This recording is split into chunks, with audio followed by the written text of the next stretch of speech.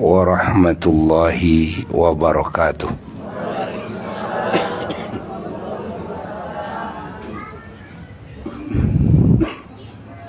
Alhamdulillah ala ni'matil imani wal islam.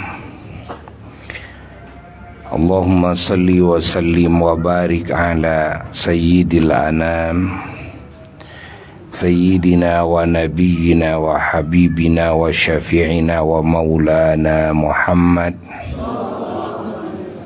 wa ala alihi wa ashabihil kiram wa tabi'in wa tabi'ihim bi ihsan ila yaumil qiyam. Amma ba'du, faya ibadallah, usikum wa nafsi bi taqwallah, faqad fazal muttaqun. Para jamaah yang mulia dan segenap umat junjunan alam Kangjeng Nabi Muhammad sallallahu alaihi wasallam dimanapun berada, rahimakumullah. Alhamdulillah, kita umat Islam di Indonesia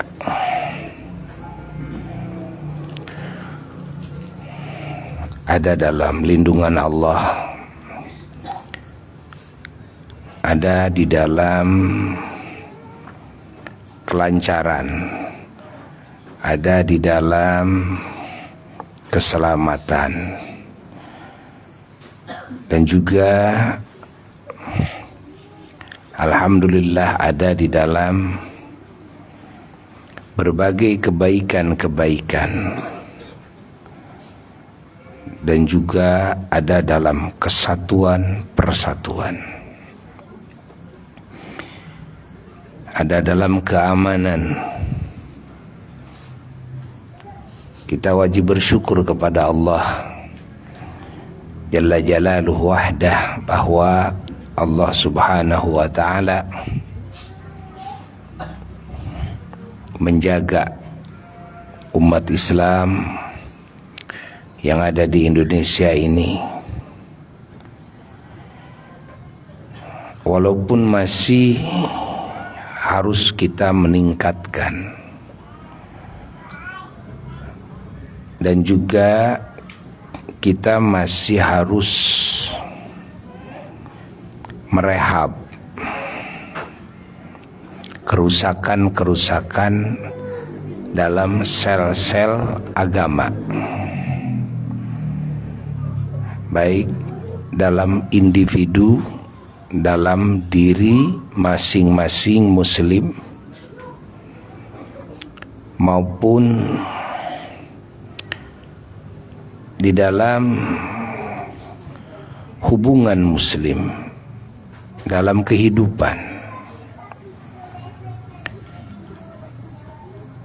baik dalam hubungan dengan Tuhannya maupun dalam hubungan dengan Rasulnya sallallahu alaihi wasallam, maupun dalam hubungan dengan hamba-hamba Allah lainnya yang agung, yang beriman, maupun dalam berhubungan dengan sesama manusia, dengan non-muslim, dengan binatang, dengan lingkungan.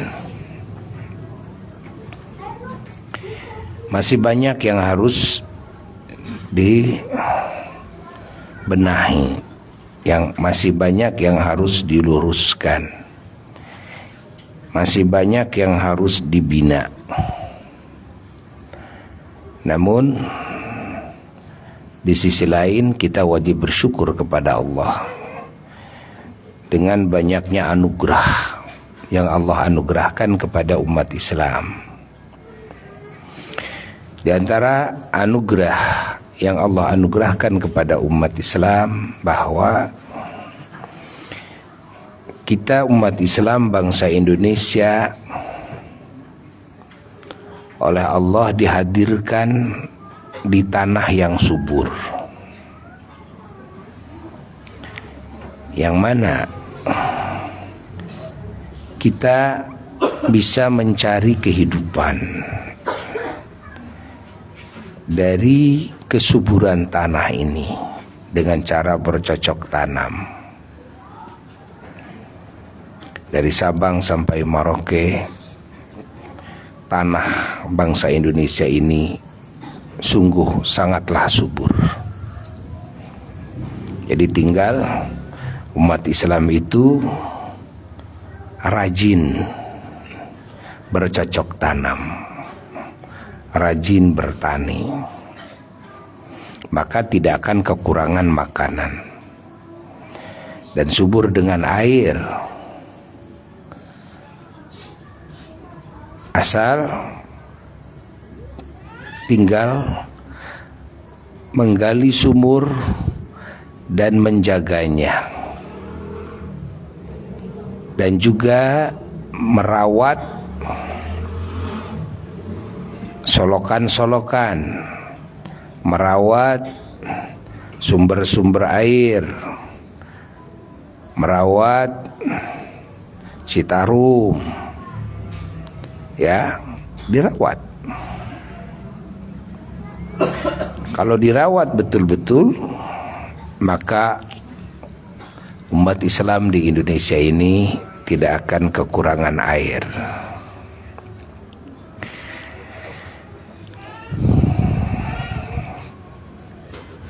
Nah, lalu juga kalau melihat dari sisi peternakan, karena suburnya tanah, otomatis gampang menanam rumput dan gampang jadinya rumput-rumput yang tanpa ditanam.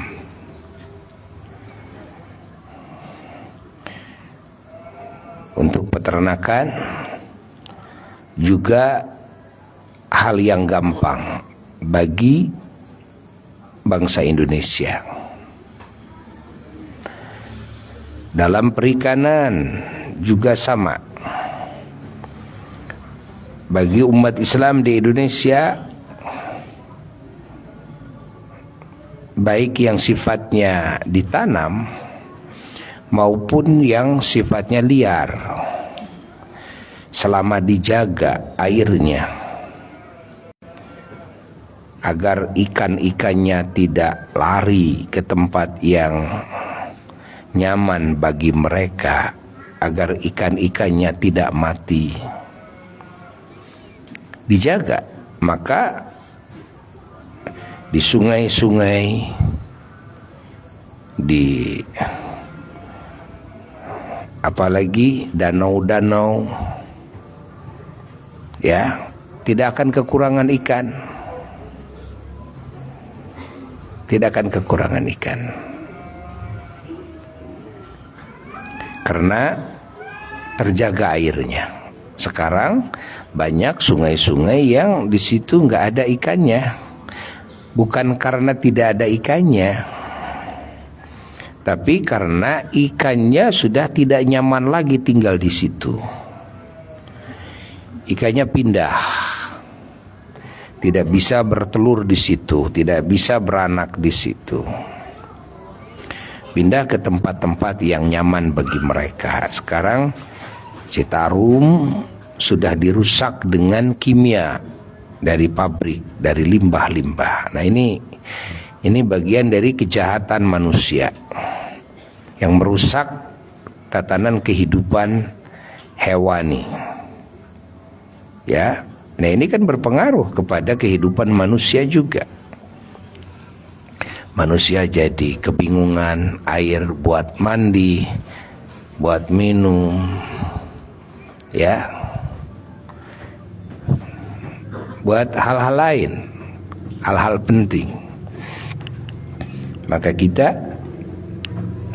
harus berusaha merawat air ini agar air tetap sehat, agar air ya tetap bersih, agar air nyaman untuk tinggal dan bertelurnya, ya, hewan-hewan air. ikan. Nah,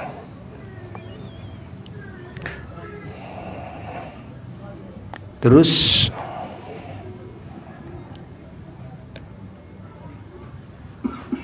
dari sisi apa lagi untuk kebutuhan makanan manusia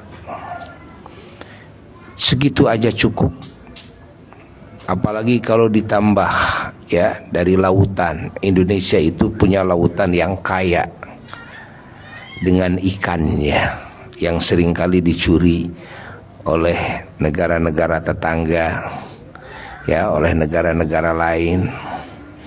Nah, saking apa? Saking kayanya, tidak akan kekurangan. Maka kita wajib bersyukur kepada Allah.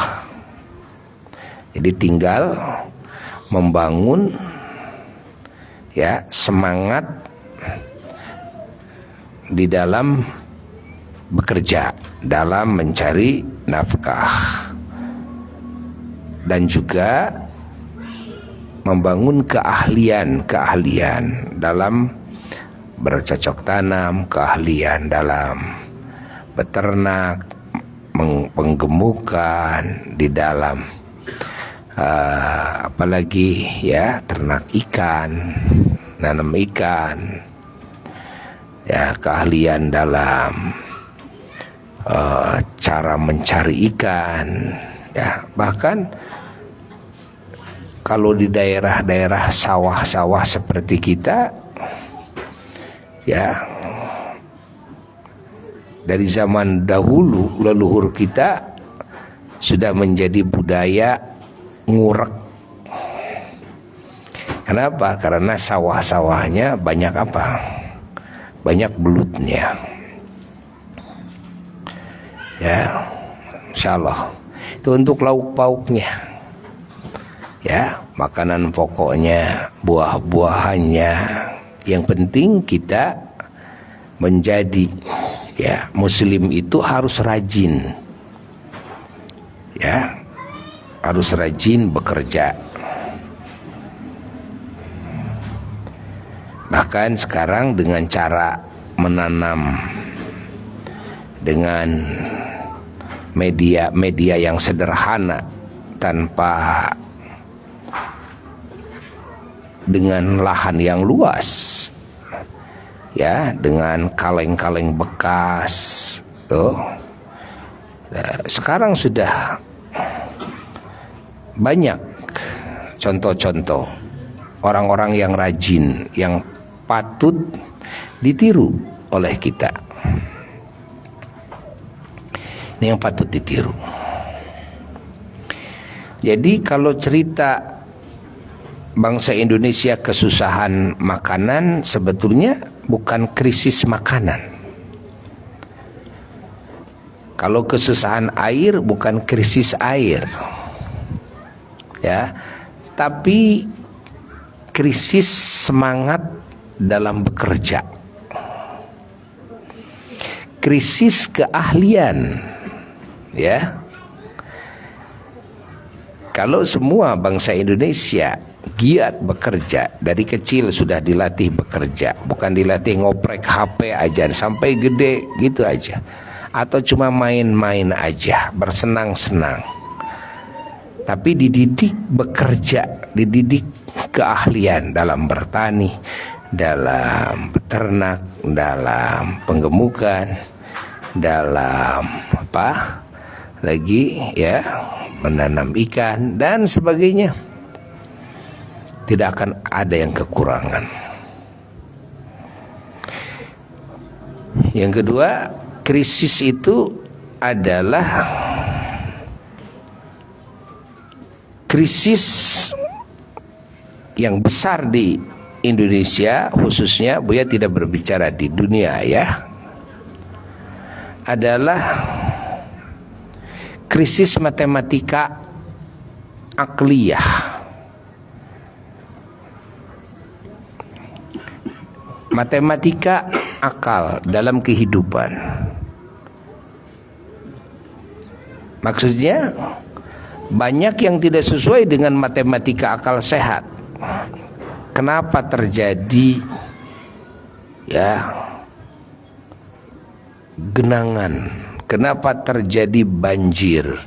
Kenapa terjadi ada wabah penyakit?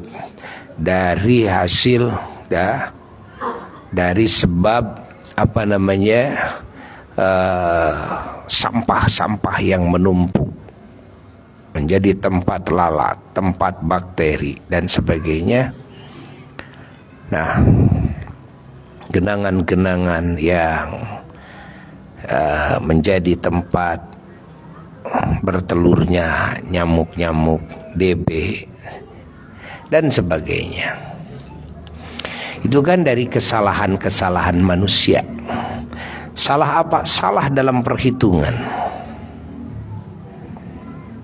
Ya, salah dalam perhitungan, mempersempit solokan, membuang sampah ke solokan-solokan, ke jalan-jalan yang lalu dibawa oleh angin, dibawa oleh air, masuk ke solokan, mempet solokannya, akhirnya air meluap ketika hujan. Lalu terlalu banyak tanah-tanah yang ditutup dengan semen sehingga tidak bisa menyerap air. Lalu dengan banyak menebang pepohonan, pohon-pohon besar ya yang menguatkan tanah dan juga yang menyimpan air, pada akhirnya ya, di waktu kemarau kekurangan air, di waktu hujan jadi longsor. Kenapa? Nggak ada penguat. Ini karena apa? Karena manusianya itu ya tidak memakai matematika akal sehat ya di dalam hidupnya. Jadi yang penting saya ingin pohon ini saya perlu kayunya. Nah, tidak mempertimbangkan yang lainnya. Pokoknya makan yang pakai bungkus ya, pokoknya supaya saya enak buang ya. Di mobil kita makan, dibuang keluar ke jalan. Innalillah. Yang ini bukan cuma menyalahi akal sehat, tapi juga ini menyalahi ajaran agama, menodai ajaran Islam. Ya, maka Buya mengajak kepada semua umat Islam, karena yang mayoritas adalah umat Islam, agar semuanya hidup itu mengedepankan akal sehat dan juga mengedepankan agama. Ya, berpikir dulu sebelum bertindak, karena banyak kerusakan-kerusakan akhirnya bukan hanya menjadi wabah, menjadi musibah bagi pribadinya saja, tapi bisa menjadi musibah bagi banyak orang, bagi binatang ya, merusak juga alam. Nah, maka krisis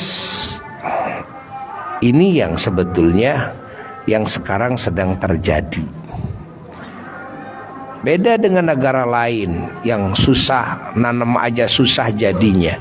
Memang betul-betul bisa krisis makanan, krisis air, memang gak ada air. Kalau di kita enggak. Air yang bersih aja menjadi kotor. Air yang bersih menjadi tidak layak dipakai bersuci. Air yang bersih saja mematikan ikan, ya, mengusir ikan dari wilayahnya. Ini krisis yang harus dibenahi. Dengan cara apa? Dengan cara memegang teguh kepada agama, menjalankan agama dengan sebenar-benarnya, dan juga selalu menggunakan akal sehat di dalam bertindak, dalam berucap, dalam berniat ya. Mudah-mudahan kalimat ini manfaat bagi siapapun muslim dimanapun berada, dan bagi kehidupan manusia, kehidupan binatang, dan bagi alam. Semoga semakin baik, ya, semakin baik, semakin baik. Dan kita terus membangun semangat dalam bekerja, semangat dalam mencari rizki, membangun keahlian-keahlian, ya, demi membangun kemaslahatan hidup. Dan juga kita semuanya selalu hati kita itu berharap ridhonya Allah Jalla Jalaluhu wahdah. Selalu dalam hati kita berniat ibadah kepada Allah Jalla Jalaluhu wahdah, agar segala niat kita, upaya kita, ucapan kita, garapan kita semua menjadi nilai-nilai ibadah yang berefek kita mendapatkan ridha Allah, mendapatkan ganjaran, mendapatkan nikmat, kemuliaan yang hakiki dan abadi dari dunia sampai surga. Bismillahil Fatihah.